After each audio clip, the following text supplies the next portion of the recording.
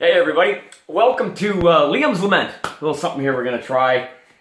I don't know, periodically maybe, depending on the topics and how they come up and how they're discussed on social media and whatnot, I'm going to delve into these for about 5 minutes and talk about anything that might be particularly, shall we say, a rather hot topic of the day in the National Hockey League or in the hockey world in general. This is the NHL Guide and Record Book, the current edition. NHL Guide and Record Book started in 1947. And in this are all the names of all the great superstars and current players and prospects and award winners and trophies and everything else. It's kind of a Bible of mine, has been for many, many years. Helped me do what I do. And all the talk about Alexander Ovechkin, which is fantastic. Look, the guy's the fourth fastest to 600 goals in history. Doing it at a time when scoring's at a premium. Despite everything that the NHL has done to try and open the game up, it's still very much at a premium. However, when the discussion goes down the road of all-time greats, what happens with many in our media today, the mainstream media, I guess it's maybe a little bit of a sign of the fact that I'm kind of on the back nine of life myself. I've been around a while. However, it seems to me that many in the mainstream media want to discuss this and throw it out there in terms of all time, where does he rank? And that's fair. But if you're going to do that, you cannot ignore the superstars of days gone by. Now, I refer specifically to, I jumped on the air here locally in Ottawa 2 days ago. I guess it was yesterday, and talked about this at length with Steve Lloyd and AJ Jakubek on TSN 1200. They allowed me a platform to come on for a few minutes and discuss it historically.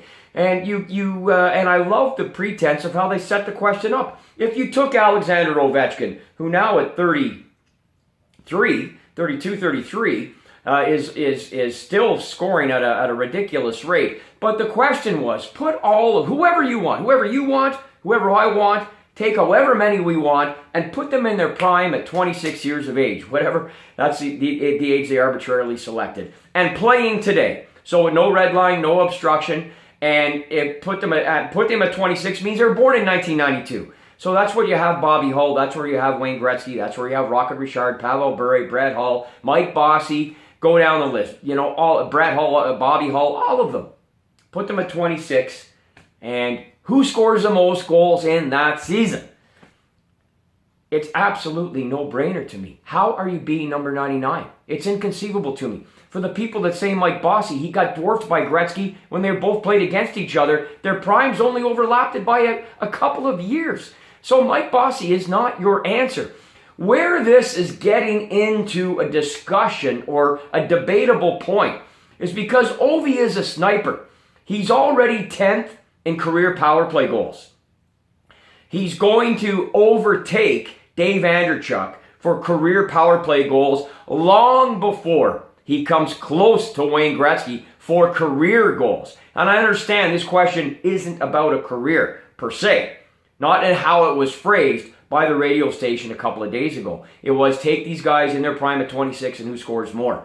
I gave my answers as Wayne Gretzky, Bobby Hull, and Rocket Richard. I grouped the next 4 to 5. You can flip-flop them as far as I'm concerned on your own personal opinion. Because in my case, it's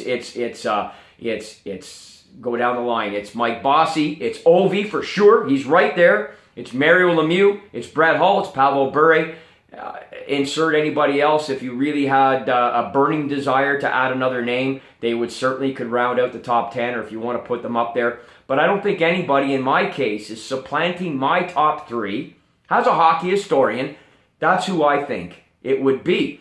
And I just find that too many people have jumped online and have 1,000% ignored what Bobby Hull did in his prime or could do. Has a 7-time goal-scoring leader in the NHL, leaving the NHL as a 50-goal scorer for the 5th time to go to the WHA in 72. The same season, Chicago went back to the finals, by the way, 72-73. They were a powerhouse. If you didn't think Bobby was going to score at least another 2 or 3 50-goal seasons, you're sadly mistaken. Let alone Rocket Richard, who was a 5-time goal-scoring champion in the National Hockey League. I want to say something else about Bobby Hull, too.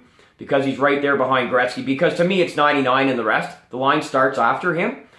Bobby Hull played in an era too. This is a pussy league today, let's be honest, okay? I mean, they call a brawl when four guys get together and shove each other. It's not even in the same realm of discussion. Bobby Hull had 33 fights in his NHL career. He fought John Ferguson twice in about 6 weeks. That was out of necessity. And those weren't, hey, I don't like you today, so let's go at it. These were born out of incredible, contentious, fractious, on ice, pure, unbridled hatred. Let's drop the gloves and have at it because I'm sick of you today. And that's the way it went down. And Bobby Hull was a Lady Byng winner in his career at one time. In fact, he holds the distinction of being the Lady Byng winner with the most penalty minutes in one season in the year that he won it. A lot of people don't know that. At any rate, Ovi is phenomenal. He is this generation's greatest goal scorer by far. But if you're going to talk history, the NHL started in 1917. Be fair to history and make sure the guys who paved the way and at 26 today would light the way, make sure you give them their due. I'm Liam McGuire.